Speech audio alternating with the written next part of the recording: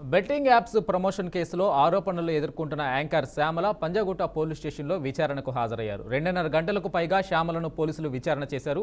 ఇక విచారణ అనంతరం శ్యామల మాట్లాడుతూ విచారణ సమయంలో మాట్లాడడం సమంజసం కాదు అని పేర్కొన్నారు.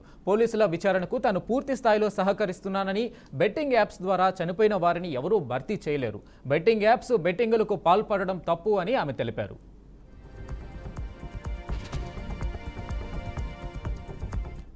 ఇన్వెస్టిగేషన్ జరుగుతోంది, మీ అందరికీ తెలుసు.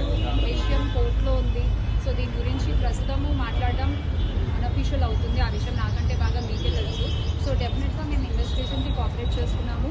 చట్టాల మీద, న్యాయ వ్యవస్థ మీద నమ్మకం ఉంది. ఖచ్చితంగా కల్పిట్స్ని పట్టుకోవడంలో నేను ఎంతవరకు సాయం చేయగలను అంతవరకు డెఫినెట్గా పోలీసులకి నా సపోర్ట్ ఎప్పుడూ ఉంటుంది.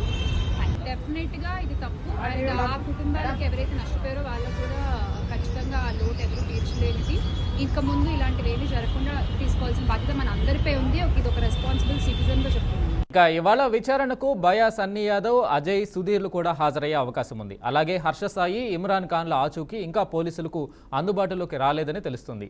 వీరి ఇరువురి కోసం గాలిస్తున్నట్లు తెలిపారు. దీంతో పాటు మియాపూర్ పోలీస్ స్టేషన్లో నమోదైన కేసులో హీరో విజయ్ దేవరకొండ, రాణా దగ్గుపాటి, ప్రకాష్ రాజ్, మంచు లక్ష్మితో పాటు పలువురు నటీమణులు సైతం ఉన్నారు.